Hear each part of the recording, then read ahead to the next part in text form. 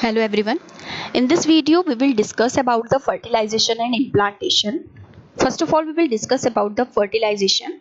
What is fertilization? जब sperm और ovum आपस में मीट करेंगे तो क्या होगा, वो फ्यूज करेंगे, तो fusion of sperm with an ovum that is called fertilisation.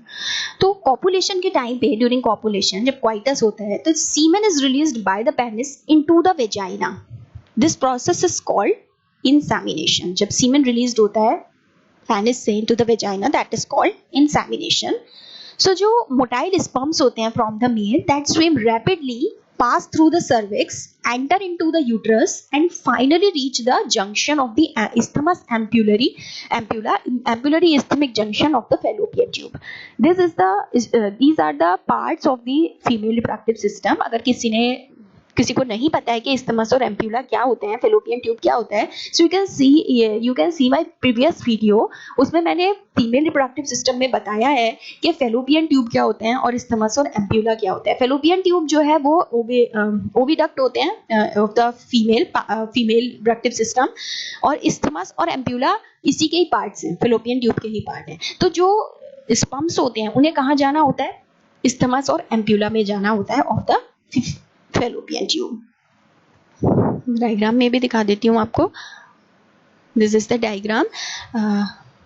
ये देखिए, ये फीमेल रिप्रोडक्टिव का एक आधा पार्ट दिया गया है.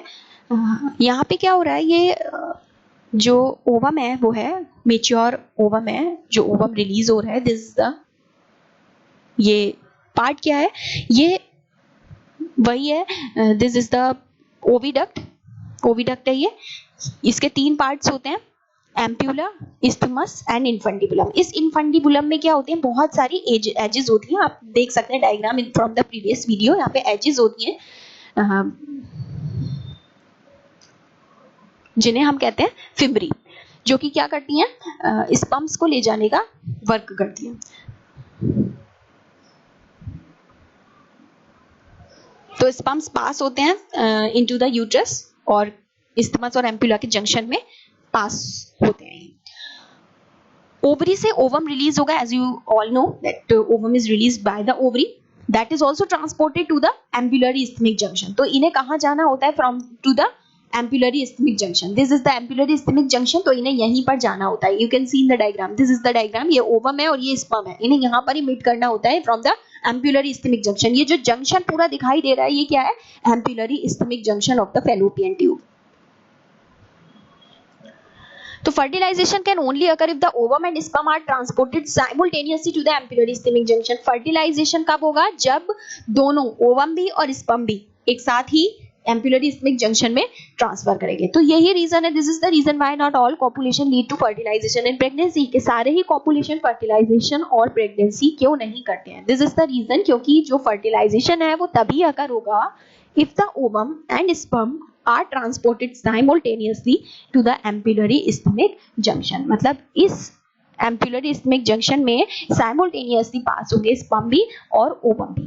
तो the process by which sperm fuse with an ovum, that process is called fertilization. अब fertilization के टाइम पे होगा क्या? ड्यूरिंग fertilization जो sperm है that comes in contact with the zona pellucida layer of the ovum. You can see in the diagram. This is the diagram of the ovum that is surrounded by few sperm. ये ovum का diagram है. ovum का जो चारों तरफ की layer होती है that is surrounded by zona pellucida layer. और इसके zona pellucida layer के चारों तरफ cells होती हैं of corona radiata. ये जो sperm है ये आकर इससे contact करता है zona pellucida layer से ovum की, और जो membrane होती है इसकी, जो कोरोना रेडिएटा की जो सेल्स हैं, that induces change in the membrane that block the entry of additional sperm. तो जो एडिशनल स्पर्म होंगे, जो अलग स्पर्म होंगे, उसकी एंट्री को बिल्कुल ब्लॉक कर देता है. तो thus it's ensured that only one sperm can fertilize an ovum. तो सिर्फ मिलियन ऑफ स्पर्म इजैकुलेट होते हैं, तो सिर्फ एक ही स्पर्म ओवम को फर्टिलाइज करेगा. Secretion of acrosome help the sperm enter into the cytoplasm of the ovum through the zona pellucida layer. Sperm का डायग्राम भी मैंने आपको एक वीडियो में बताया था कि जो स्पर्म होता है उसके आगे जो ये हेड पार्ट होता है, इसमें क्या होता है, आगे एक्रोजोम होता है. ये एक्रोजोम क्या करता है, ये ओवम के अंदर जाने में हेल्प करता है. तो तो ये जो सिक्रीशन होता है एक्रोसोम का help the sperm enter into the cytoplasm of the ovum, ovum के साइटोप्लाज्म में एंटर करेगा, कौन हेल्प करेगा, acrosome through the zona pellucida and the plasma membrane. तो दिस इज द प्रोसेस। ये ओवम है, इसके चारों तरफ जोना पेल्यूसिडा लेयर है, ये स्पर्म का जो आगे एक्रोसोम है वो हेल्प करेगा to enter into the cytoplasm of the ovum, ताकि ओवम के अंदर जो है जो साइटोप्लाज्म है उसके अंदर एंटर कर सके ये स्पर्म। अब जब स्पर्म कांटेक्ट में आ जाएगा ओवम की, फर्टिलाइज हो जाएगा, तो इस प्रोसेस को हम क्या कहेंगे, फर्टिलाइजेशन। और जब स्पर्म ओवम के साथ में फर्टिलाइज होगा तो एक स्ट्रक्चर बन जाएगा, that structure is called zygote which is diploid. Sperm and ovum दोनों गैमीट्स हैं, मेल और फीमेल के। Sperm are the gametes of the male and ovum are the gametes of the female. So these both are haploid and when these both fuse together they form a diploid zygote. मतलब full number of chromosome 46 chromosome का एक zygote बन जाएगा। जब zygote बनेगा तो क्या होगा, जब फर्टिलाइजेशन होगा उसी टाइम पर सेक्स का डिटर्मिनेशन भी हो जाता है ह्यूमन बींग्स में। ह्यूमन बींग्स में जो पेरेंट्स हैं फादर और मदर, फादर के पास XY क्रोमोसोम है एंड मदर के पास XX क्रोमोसोम है। मतलब फादर के पास 50% चांस ऑफ X के हैं और Y के पास 50% चांस ऑफ Y है। मदर के पास 50% चांसेस XX क्रोमोसोम के हैं। तो जब फादर का X क्रोमोसोम फर्टिलाइज करता है मदर के X क्रोमोसोम के साथ, then it form the female child. And if the X chromosome of the father and X chromosome of the mother, then it form the female. And father का Y chromosome and mother का X chromosome जब fertilize करता है, then it form the male child. तो 50% chances जो होते हैं वो फीमेल चाइल्ड के होते हैं और 50% चांसेस जो होते हैं वो मेल चाइल्ड के होते हैं। तो जो Y क्रोमोसोम होता है वो रिस्पॉन्सिबल होता है फादर का। अगर Y क्रोमोसोम फादर से आएगा, Y फादर से आएगा तो क्या होगा, तो मेल चाइल्ड बॉर्न होगा। तो इसमें मदर रिस्पॉन्सिबल नहीं होती है, only father is responsible to produce a male child. तो दिस इज द ये जो सेक्स डिटर्मिनेशन है ये जाइगोट बनने के मतलब at the time of fertilization, जब ओवम फर्टिलाइज होता है स्पर्म के साथ, तभी ये डिटरमाइन हो जाता है कि फीमेल चाइल्ड बॉर्न होगी या मेल चाइल्ड बॉर्न होगी। This is the sex determination in human being. Now अब जाइगोट बनने के बाद माइटोटिक डिवीजन होगा। माइटोटिक डिवीजन क्या होता है, माइटोटिक डिवीजन एक ऐसा सेल डिवीजन है जिसमें जब क्रोमोसोम नंबर डिवाइड होंगे तो फुल नंबर ऑफ क्रोमोसोम्स आएंगे।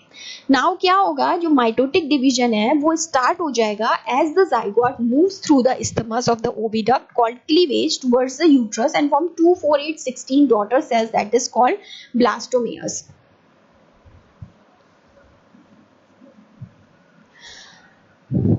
क्या हो रहा है, जो जाइगोट बन रहा है वो हमारा ये सब कहाँ पर बन रहा है, अभी मैंने आपको बताया था एम्पुलरी स्टमक जंक्शन में बनेगा। अब जब एम्पुलरी स्टमक जंक्शन में क्या हुआ, ये फर्टिलाइज हो गया। अब जो आगे का प्रोसेस है ये सब कहाँ पर होगा, it process takes place in the uterus. ये सब यूट्रस में होगा। You can see in the diagram, this is the diagram of the ovum. ये ओवम के चारों तरफ जोना पेल्यूसिडा लेयर है, स्पर्म आकर इसमें एंटर कर रहे हैं। नाउ स्पर्म जब यहाँ पर एंटर करेंगे तो एक क्या बन जाएगा, जाइगोट बन जाएगा। नाउ जाइगोट बनेगा तो ये आगे इसके डिविजन्स होंगे, 2 सेल्ड स्टेज आएगी, 4 सेल्ड स्टेज आएगी, 8 सेल्ड स्टेज आएगी, 16 सेल्ड स्टेज आएगी and then this the final stage. तो दिस इज द प्रोसेस, किस तरीके से क्लीवेज हो रहा है। तो ये जिस प्रोसेस से डिवाइड हो रहे हैं, 2 सेल्ड स्टेज आई, 4 सेल्ड स्टेज है, 8 सेल्ड स्टेज है, 16 है, तो ये प्रोसेस क्या कहलाएगा, cleavage. The process by which zygote divides into various number, तो that process is called cleavage. ये प्रोसेस क्या कहलाएगा, क्लीवेज कहलाएगा। और क्या होगा, ये जाइगोट कहाँ पर मूव करेगा, towards the uterus and it form 2, 4, 8, 16 daughter cells that is called blastomere. Now the embryo with 8 to 16 blastomere that is called morula.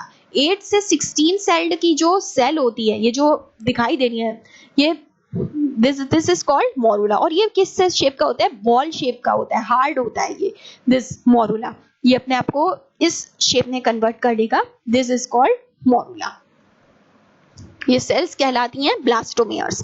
Now morula आगे कंटिन्यू डिवाइड करेगा और अपने आप को एक ब्लास्टोसिस्ट मूव करेगा, तो क्या होगा, ये ट्रांसफॉर्म हो जाएगा ब्लास्टोसिस्ट में। As you can see in the diagram, this is the blastocyst. ये क्या हो रहा है यहाँ पर, ये एक ओवम है, फ्यूज आके हुए स्पर्म, 2 सेल्ड स्टेज आई, 4 सेल्ड स्टेज आई, 8 आई, देन 16 आई, एंड देन ये एक फाइनल स्टेज आ गई, दैट इज कॉल्ड ब्लास्टोसिस्ट। ये ब्लास्टोसिस्ट जो स्टेज आएगी जब, तो ये सब प्रोसेस ये स्टार्ट कहाँ से हुआ है, एम्पुलरी इस्थेमिक जंक्शन से। एम्पुलरी इस्थेमिक जंक्शन से एक ऐसी स्टेज आएगी कि ये सारा जो प्रोसेस है this occur in the uterus, ये यूट्रस में होने लगेगा। और यूट्रस में क्या होगा, जब ये ब्लास्टोसिस्ट आएगी तो ये अटैच हो जाएगी into the wall of the uterus, ये वॉल में यूट्रस के अटैच हो जाएगी। तो दिस इज द ब्लास्टोसिस्ट। जो मोरुला है उसने अपने आप को कन्वर्ट कर लिया इनटू द ब्लास्टोसिस्ट। ये ब्लास्टोसिस्ट जो होंगे, ब्लास्टोमेयर्स होंगे ब्लास्टोसिस्ट में, जो अंदर की कैविटी है उसे हम कहते हैं ब्लास्टोमेयर्स। ब्लास्टोसिस्ट के अंदर जो ब्लास्टोमेयर्स होंगे that are arranged into an outer layer that is called trophoblast. As you can see in the diagram, this is the diagram of the blastocyst.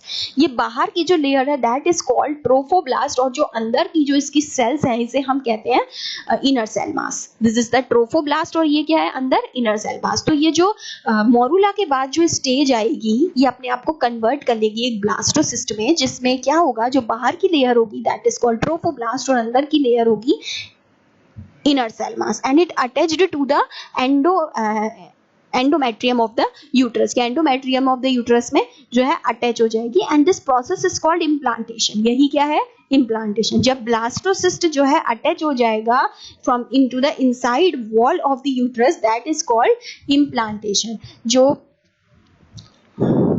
Trophoblast है that is attached to the endometrium, और जो inner cell mass है अंदर की that is differentiated as the embryo. After attachment के बाद क्या होगा, जो यूट्राइन सेल्स हैं that divide rapidly and cover the blastocyst, पूरी तरीके से ब्लास्टोसिस्ट को कवर कर देगी। As a result the blastocyst become embedded in the endometrium of the uterus, this is called implantation and it leads to pregnancy. अभी मैंने आपको ये बताया ही है कि जितनी भी ब्लास्टोसिस्ट हैं वो अटैच हो जाएंगी बिल्कुल यूट्रस के एंडोमेट्रियम में, और यही क्या कहलाएगा, इम्प्लांटेशन कहलाएगा, और इसी से ही प्रेगनेंसी लीड हो जाएगी। तो this is the diagram of the growing embryo through fallopian tube. यहाँ पे ट्रांसपोर्ट हो रहा है ओवम का, इस पर मीट कर रहे हैं ओवम में।